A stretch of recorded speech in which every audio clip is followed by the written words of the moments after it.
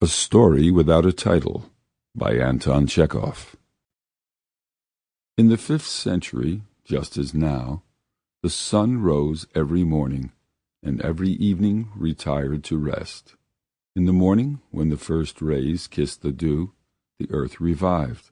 The air was filled with the sounds of rapture and hope, while in the evening the same earth subsided into silence and plunged into gloomy darkness. One day was like another, one night like another. From time to time a storm cloud raced up, and there was the angry rumble of thunder, or a negligent star fell out of the sky, or a pale monk ran to tell the brotherhood that not far from the monastery he had seen a tiger. The monks worked and prayed, and their Father Superior played on the organ, made Latin verses, and wrote music. The wonderful old man possessed an extraordinary gift. He played on the organ with such art that even the oldest monks, whose hearing had grown somewhat dull towards the end of their lives, could not restrain their tears when the sounds of the organ floated from his cell. When he spoke of anything, even the most ordinary things, for instance, of the trees, of the wild beasts, or of the sea, they would not listen to him without a smile or tears, and it seemed that the same chords vibrated in his soul as in the organ. His face flushed, and his voice thundered, and as the monks listened to him, they felt that their souls were spellbound from his inspiration. At such marvelous, splendid moments, his power over them was boundless, and if he had bidden his elders fling themselves into the sea, they would all, every one of them, have hastened to carry out his wishes. His music, his voice, his poetry, in which he glorified God, the heavens, and the earth, were a continual source of joy to the monks. It sometimes happened that through the monotony of their lives they grew weary of the trees, the flowers, the spring, the autumn. Their ears were tired of the sound of the sea, and the song of the birds seemed tedious to them. But the talents of their Father Superior were as necessary to them as their daily bread. Dozens of years passed by, and every day was like every other day, every night was like every other night. Except the birds and the wild beasts, not one soul appeared near the monastery. The nearest human habitation was far away, and to reach it from the monastery, or to reach the monastery from it, meant a journey of over 70 miles across the desert. Only men who despised life, who had renounced it, and who came to the monastery as to the grave, ventured to cross the desert. What was the amazement of the monks, therefore, when one night there knocked at their gate a man who turned out to be from the town, and the most ordinary sinner who loved life. Before saying his prayers and asking for the Father Superior's blessing, this man asked for wine and food. To the question how he had come from the town into the desert, he answered by a long story of hunting. He had gone out hunting, and had drunk too much, and lost his way. To the suggestion that he should enter the monastery and save his soul, he replied with a smile, "I am not a fit companion for you." When he had eaten and drunk, he looked at the monks who had served him, shook his head reproachfully, and said, "You don't do anything, you monks. You are good for nothing but eating and drinking. Is that the way to save one's soul? Only think. While you sit here in peace, eat and drink, and dream of beatitude, your neighbors are perishing and going to hell. You should see what is going on in the town. Some are dying of hunger.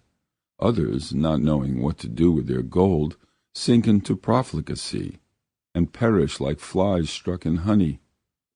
There is no faith, no truth in men.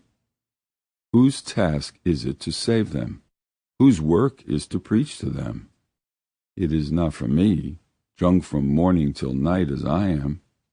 Can a meek spirit, a loving heart, and faith in God have been given you for you to sit here within four walls doing nothing?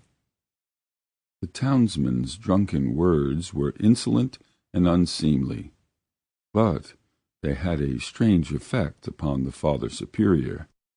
The old man exchanged glances with the monks, turned pale, and said, "My brothers, he speaks the truth, you know.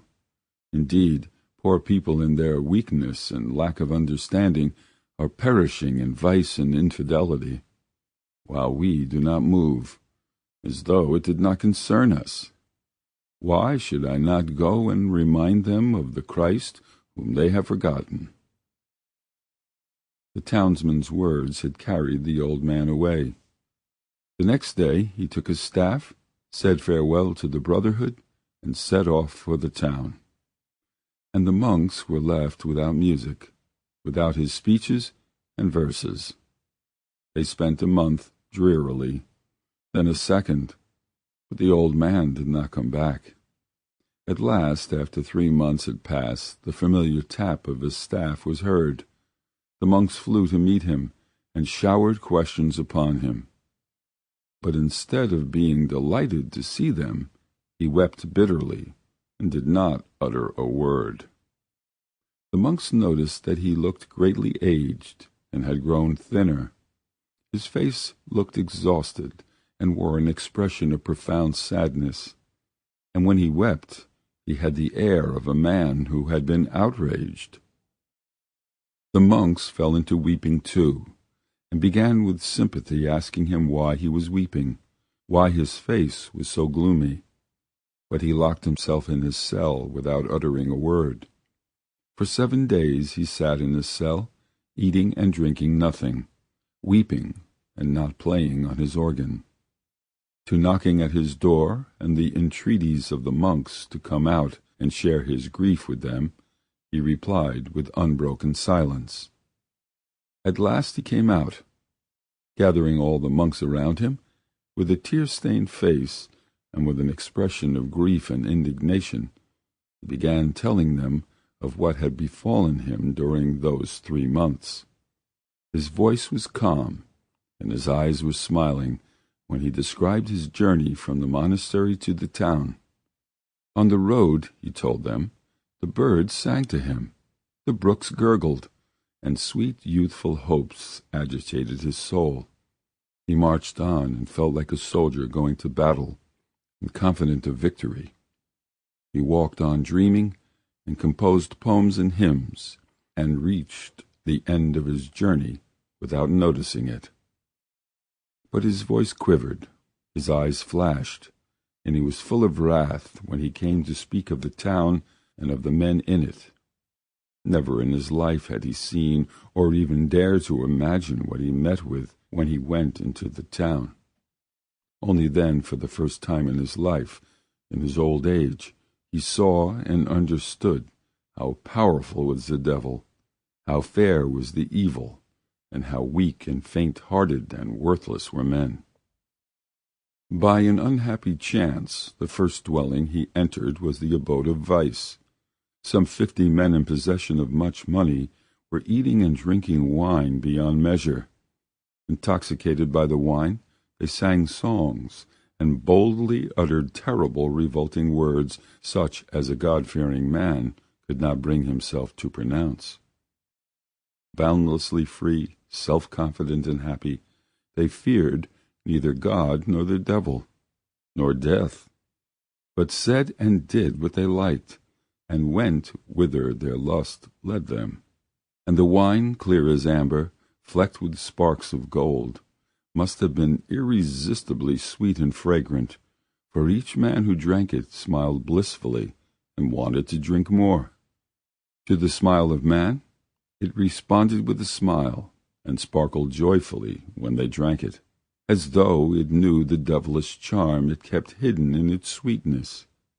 The old man, growing more and more incensed and weeping with wrath, went on to describe what he had seen.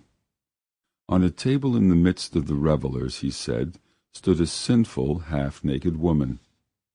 It was hard to imagine, or to find in nature anything more lovely and fascinating. This reptile, young, long-haired, dark-skinned, with black eyes and full lips, shameless and insolent, showed her snow-white teeth and smiled as though to say, "Look how shameless, how beautiful I am." Silken brocade fell in lovely folds from her shoulders, but her beauty would not hide itself under her clothes, but eagerly thrust itself through the folds, like the young grass through the ground in spring. The shameless woman drank wine, sang songs, and abandoned herself to anyone who wanted her. Then the old man, wrathfully brandishing his arms, described the horse races, the bullfights, the theaters, the artists' studios where they painted naked women or modeled them of clay. He spoke with inspiration, with sonorous beauty, as though he were playing on unseen chords, while the monks, petrified, greedily drank in his words and gasped with rapture. After describing all the charms of the devil, the beauty of evil, and the fascinating grace of the dreadful female form, the old man cursed the devil, turned and shut himself up in his cell. When he came out of his cell in the morning, there was not a monk left in the monastery. They had all fled to the town. End of A Story Without a Title.